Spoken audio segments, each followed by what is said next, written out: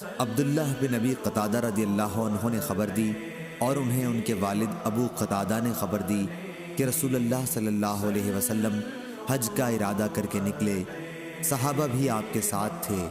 آپ نے صحابہ کی ایک جماعت کو، جس میں ابو قتادہ رضی اللہ عنہ بھی تھے، یہ ہدایت دے کر راستے سے واپس بھیجا کہ تم لوگ دریا کے کنارے کنارے ہو کر جاؤ اور دشمن کا پتہ لگاؤ، پھر ہم سے آ ملو۔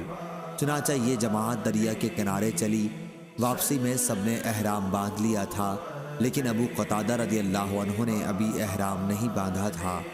یہ قافلہ چل رہا تھا کہ کئی گورخر دکھائی دیے۔ ابو قتادہ نے ان پر حملہ کیا اور ایک مادہ کا شکار کر لیا۔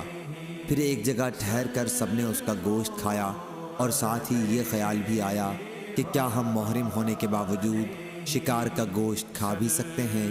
چنانچہ جو کچھ گوشت بچا وہ ہم ساتھ لائے، اور جب رسول اللہ صلی اللہ علیہ وسلم کی خدمت میں پہنچے تو عرض کی، یا رسول اللہ، ہم سب لوگ تو محرم تھے، لیکن ابو قتادہ رضی اللہ عنہ نے احرام نہیں باندھا تھا۔ پھر ہم نے گورخر دیکھے اور ابو قتادہ نے ان پر حملہ کر کے ایک مادہ کا شکار کر لیا۔ اس کے بعد ایک جگہ ہم نے قیام کیا اور اس کا گوشت کھایا۔ پھر خیال آیا کہ کیا ہم محرم ہونے کے باوجود شکار کا گوشت کھا بھی سکتے ہیں، اس لیے جو کچھ گوشت باقی بچا ہے وہ ہم ساتھ لائے ہیں۔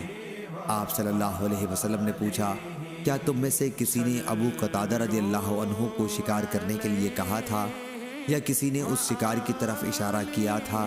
سب نے کہا نہیں۔ اس پر آپ صلی اللہ علیہ وسلم نے فرمایا کہ پھر بچا ہوا گوشت بھی کھا لو۔ صحیح بخاری حدیث نمبر 1824۔